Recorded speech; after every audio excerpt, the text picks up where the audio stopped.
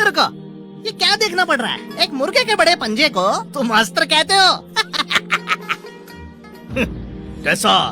तुम्हारे आचार्य तुम्हें एक अच्छा अस्त्र नहीं दे सकते? ऐसे अस्त्र से क्या करोगी? वो तुम्हें पराजित होने को भेज रहा है क्या? परंतु ये पंजे जैसा गाड़ा काफी बड़ा है, पता नहीं मुर्गी के पंजे कब से इतने लंबे होने लगे। केविन, हद कर दी तुमने। मुर्गी का पंजा अस्त्र कैसे हो सकता है? ये मुर्गी के पंजे से बना अस्त्र नहीं, बल्कि ये किसी और के पंजे से, फीनिक्स के पंजे से बना अस्त्र है। केवल बड़ी बड़ी बातें करते हो। फीनिक्स कब से तुम जैसों के आसपास भटकने लगे? फीनिक्स एक दिव्य पक्षी है, केवल सम्राट स्तर वाले ही उसे दूर से निहार सकते हैं। तुम जैसा कोई उसे पकड़ भी सकता है क्या? मेरे आचार्य बहुत ही बेकार हैं। पहले मुझे मुर्गी की हड्डी की स्थापना के लिए अब उसके पंजे से बना अस्त्र दे रहे हैं। अच्छा है कि मैं राजकुमारी हूँ और किसी भी चीज को तलवार बना सकती हूँ, वरना मैं पराजित हो जाती। आचार्य जी, चूँकि आप मेरे गुरु हैं, मैं आपका सम्मान करती हूँ। मेरा गुरु सही था, मुर्गे के पंजे के साथ भी मैं तुम्हें हरा सकती हूँ। टेसा, देख तेरा बेकार गुरु, सिर्फ बड़ी बड़ी बातें और कोई बल नहीं। अपनी माँ की सुन, वापस आ जा, ठीक है? माँ, मुझे चिंता मुक्त की रक्षा करनी है। निश्चिंत रहिए, जब चिंता मुक्त हमारा होगा तब भी टेसा वही रहेगी, क्योंकि वो देव शास्त्र का द्वितीय गुरुकुल होगा। धन्यवाद छोटे योद्धा योगी जी। अब तुम्हारा सामना देव शास्त्र की दिव्य तलवार से होगा।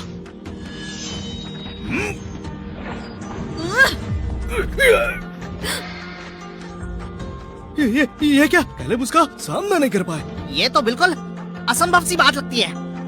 एक अलौकिक तलवार? सच में? ये मुर्गे का पंजा मेरी तलवार शक्ति को 100 गुना बढ़ा सकता है।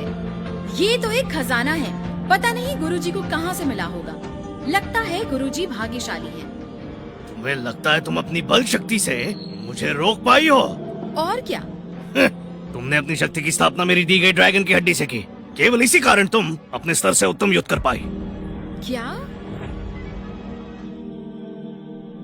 यानी टेसा ने अपनी शक्ति का निर्माण कैलेब भ्राता की भेंट की हुई हड्डी से की है, तभी वो इतनी शक्तिशाली बन पाई। भ्राता कैलेब ने केवल एक महिला को पाने के लिए इतना कुछ किया, किंतु उन्हें संभल कर रहना चाहिए। आश्चर्य नहीं टेसा ने इतनी शक्ति कैसे पाई। सिद्ध होता है कि सब कैलेब के कारण हुआ। टेसा जी, सुना आपने? आपके गुरुकुल में कुछ नहीं है, आपको हड्डी भी ज्येष्ठ भ्राता ने भेंट की। पराजय स्वीकार करो, हमारे स्तरों में बेहद अंतर है। पराजय स्वीकारो?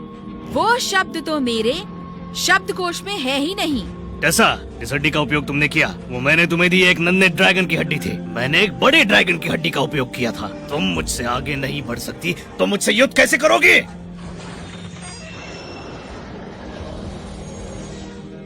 देखा तुमने? तुम्हें हड्डी तक तो देव शास्त्र गुरुकुल से मिली। अपने गुरुकुल में रहकर तुम्हें क्या ही मिलेगा?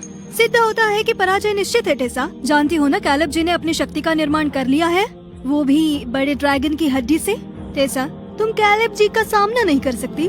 जो हड्डी मुझे मेरी माँ ने दी वो तुमने उन्हें दी थी। अवश्य, यदि मैंने तुम्हें वो ना दिया होता तो तुम अपनी शक्ति का निर्माण नहीं कर पाती। अच्छा है कि मैंने उसका उपयोग नहीं किया अपनी मूल स्थापना के लिए, अन्यथा मैं कैलेब का सामना नहीं कर पाती और पराजित हो जाती। भले ही मैंने मुर्गी की हड्डी का उपयोग किया है, परंतु मैं कैलेब से कमतर नहीं और मैं इस अस्त्र से अपनी संपूर्ण शक्ति की सहायता से उसे पराजित कर सकती हूँ। टेसा को तो वो हड्डी मैंने दी थी। वो फीनिक्स की हड्डी है, जो कि मूल स्थापना हेतु बेहद उत्तम होती है। वो ड्रैगन की हड्डी से भी सर्वोत्तम है। ठीक है, अब तो समझ गए होंगे। फीनिक्स की हड्डी? क्यों हास्य के पात्र बनते हो, हैं? ये मुर्गी की हड्डी है, फीनिक्स की नहीं। आचार्य केविन, बड़ी बातें करने के अलावा तुम्हें कुछ और आता है? ओह हाँ, तुम्हें अपने शिष्य को चूना लगाना आता है। सत्य वचन, केवल बड़ी बातें करते हो और मेरी पुत्री को ठगते हो, इसके अलावा क्या करते हो? आचार्य जी शांत रहिए, फीनिक्स को पकड़ना इतना सरल नहीं, आपको ज्ञान होना चाहिए। उस दिव्य पक्षी को देखने हेतु ही आप में अद्भुत शक्ति होनी चाहिए। कैसा? यदि अभी पराजय स्वीकार लो और हमारे गुरुकुल आ जाओ, वचन देता हूँ कि तुम योद्धा योगिनी स्तर पालोगी। टेसा, सुना तुमने? ज्येष्ठ भ्राता बीती बातों को भुलाकर तुम्हें योद्धा योगिनी का स्तर दे सकते हैं। पराजय क्यों नहीं स्वीकारती? बेहद घमंडी है। कुछ समय पश्चात वो घुटने टेक कर देवशास्त्र का हिस्सा बन जाएगी। हाँ, और केविन भी। जब समय आएगा तब ये दोनों शौचालय की शुद्धि करेंगे। टेसा, पराजय स्वीकार कर लो। यदि तुम्हें युद्ध करना है तो करते हैं, ये बातचीत क्यों? ठीक है, हमारे बीच का अंतर देख लो। तुम मेरा सामना नहीं कर सकते। तुम मेरा सामना कैसे कर रही हो? क्या तुम्हें लगता है कि मैंने अपनी शक्ति का निर्माण तुम्हारी भेंट की हुई हड्डी से किया है? तोड़ो। आकाश के चुने हुए छोटे योद्धा योगी, क्या तुम में इतनी ही शक्ति है? स्वर्णिम स्तर, केवल इतनी ही शक्ति है तुम में? तुम स्वयं को 10 महागुरु में से एक मानते हो? धिक्कार है। अति उत्तम, कैसा कमाल कर दिया। ये क्या हो रहा है? क्या भ्राताश्री कैलेब ने दिव्य घटना उजागर नहीं की थी? स्वर्णिम स्तर साकार करने के पश्चात एक फीनिक्स उनकी रक्षा कर रहा था, वो पराजित कैसे हो सकते हैं? कैलेब जी एक ही बार में हार गए, ये ऐसा कैसे हो सकता है? संभवतः टेसा लैंग सच्ची योद्धा योगिनी है। असंभव, टेसा ने तो शक्ति की स्थापना की शुरुआत की है, वो ज्येष्ठ भ्राता को कैसे पराजित कर सकती है? हमारे भ्राताश्री तो सच्चे योद्धा योगी है, वो कैसे पराजित हो गए? कैसे? नहीं, सत्य यह है ज्येष्ठ भ्राता उन्होंने दया दिखाई और अपनी संपूर्ण शक्ति का प्रयोग नहीं किया, और टेसा ने निर्लज होकर भ्राता कैलेब की दया का लाभ उठाया और संपूर्ण शक्ति से भ्राता को पराजित किया। हाँ, चिंतामुक्त के निवासी नीच है। क्या हुआ? देव शास्त्र को पराजय स्वीकार नहीं हो रही है क्या? किसी और को भी हमें चुनौती देनी है क्या? भले ही मेरे पूर्ववार ने मेरी दिव्य शक्ति घटा दी, परंतु मैं पराजित नहीं हो सकती, अन्यथा चिंता मुक्त की रक्षा कौन करेगा? देव शास्त्र अभी पराजित नहीं हुआ। नमस्ते आचार्य जी। ये एक प्राण युद्ध है, 3 युद्धों का अंतिम युद्ध है। केविन, तुम्हारी शिष्य थक चुकी है, तुम वही खड़े रहोगे? क्या अपनी शिष्य की मृत्यु देखना चाहते हो? मेरी सारी शक्ति स्वर्णिम स्तर के योद्धा से युद्ध करते हुए समाप्त हो गई, और आचार्य की शक्ति तो उससे भी 2 स्तर ऊपर होती है। तो चाहे मैं अपनी सारी ऊर्जा खर्च भी कर दूं, मैं ऐसे योद्धा को नहीं हरा सकती जो आचार्यों में भी शिखर पर हो। मेरे गुरु बहुत भोले भाले हैं, उन्हें चुनौती के लिए भेजना मतलब उन्हें सीधा मौत के मुंह में धकेलना। इसीलिए मुझे ही युद्ध करना होगा, ये मेरी तरफ से गुरु दक्षिणा होगी। मेरे आचार्य युद्ध नहीं करेंगे, उनकी ओर से मैं युद्ध करूंगी। केविन, अगर तुम मर्द हो तो अपनी शिष्य की जगह तुम युद्ध करो, मेरे पिता तुम्हें मारेंगे नहीं। हाँ, एक युवती के पीछे छुपते हो, कैसे मर्द हो आप? आचार्य केविन, स्वयं हमारे आचार्य आपसे युद्ध करने आए हैं। यदि आप पराजित भी हुए तो भी सम्मान की बात है। सत्यवचन, आपको डींगे मारने में रुचि है ना? जब आप देव शास्त्र के सेवक होंगे तो कहानी बताइए कैसे आपने हमारी दिव्य आचार्य से युद्ध किया। दिव्य आचार्य? मेरे आचार्य को ललकारने से पहले मुझसे युद्ध करना होगा, समझ गए आप? तुम्हें अब भी मेरी शक्ति का स्मरण नहीं। अरे ये क्या?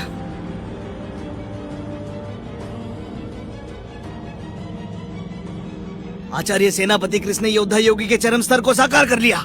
इन्होंने तो सारी बाधाएं तोड़ दी है। अद्भुत। एक दिव्य योद्धा योगी बनकर आपने संपूर्ण साम्राज्य में अपना सम्मान और अधिक बढ़ा लिया। अत्यंत शक्तिशाली, अपनी शक्ति से वो चिंता मुक्त को शमशान में बदल देंगे। मेरे पिताश्री की शक्ति के बल पर हम अवश्य विजयी होंगे। केविन, चिंता मुक्त गुरुकुल को नष्ट करना किसी चींटी को कुचलने समान होगा।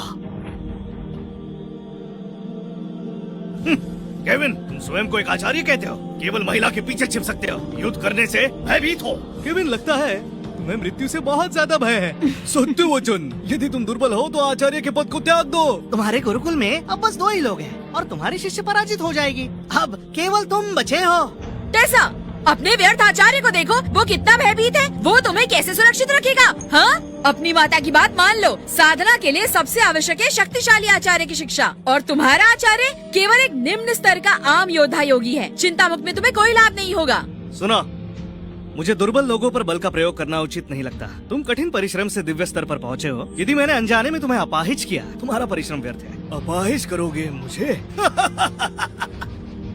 केविन, तुम केवल एक आम योद्धा योगी हो। युद्ध करने का साहस है भी या केवल कायरों की तरह हिचकते रहोगे? पुरुष हो ना? केविन, यदि तुमने युद्ध करने से मना किया तो तुम्हें पराजित घोषित किया जाएगा। मुझे देखना है कि क्या तुम में साहस है मेरे गुरुकुल की एक चींटी को भी नष्ट करने का। मेरे गुरुकुल की केवल एक चींटी तुम्हें पाठ पढ़ाएगी। चींटी, जाओ उसका सामना करो। असंभव। क्या मैं स्वप्न तो नहीं देख रहा? देखा सबने, क्या केविन ने सच में एक चींटी को भेजा है युद्ध हेतु? सुनो, तुम किसका तिरस्कार कर रहे हो? केविन, तुम तो एक कायर हो जो अपने स्थान पर एक चींटी भेज रहा है। धिक्कार है। केविन, आचार्य होकर तुमने एक चींटी को भेजा। आचार्य केविन, यदि भयभीत हो तो पराजय स्वीकार लो, कम से कम हंसी के पात्र तो नहीं बनोगे। वास्तव में केविन, तुम महान कलंकजनक आचार्य हो हमारे समस्त साम्राज्य के। देखा टेसा, तुम्हारा आचार्य कितना बड़ा कायर है। उसमें युद्ध करने का साहस नहीं, वो एक चींटी को भेज रहा है। आचार्य जी। सुनो शिष्य, अपने आचार्य पर विश्वास रखो। एक चींटी को भेजा? क्या तुम मेरे आचार्य को अपमानित कर रहे हो? केविन, आशा नहीं थी कि तुम अत्यंत कायर होंगे। तुम स्वयं युद्ध का साहस नहीं रखते। क्रिस, तुम पहले मेरी चींटी को पराजित करो। मुझे भय है कि यदि मैंने युद्ध किया तो तुम अपाहिज स्वर्गवासी न हो जाओ। ठीक है, मैं इसे रौंद दूंगा, फिर देखते हैं तुम क्या करोगे। केविन, देख लिया तुमने, मैं तुम्हें सरलता से इस चींटी के समान रौंद दूंगा। वो देखो,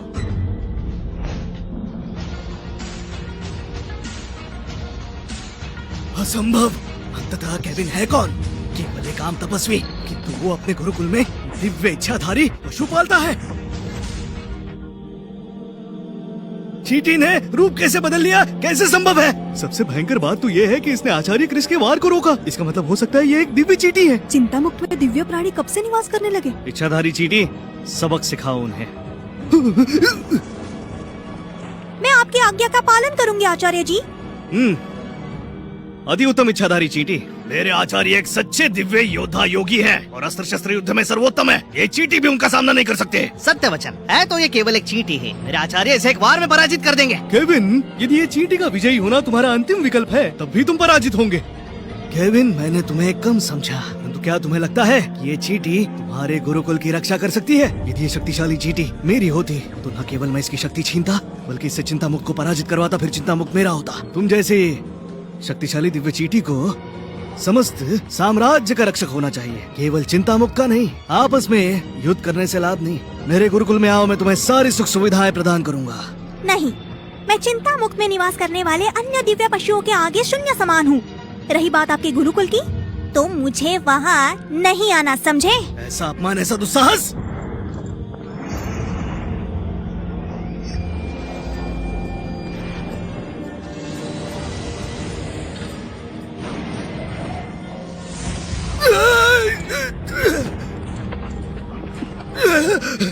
आचार्य जी! इतने दुर्बल होकर चिंता मुक्त को चुनौती देने का दुस्साहस? असंभव, ये अवश्य एक स्वप्न है।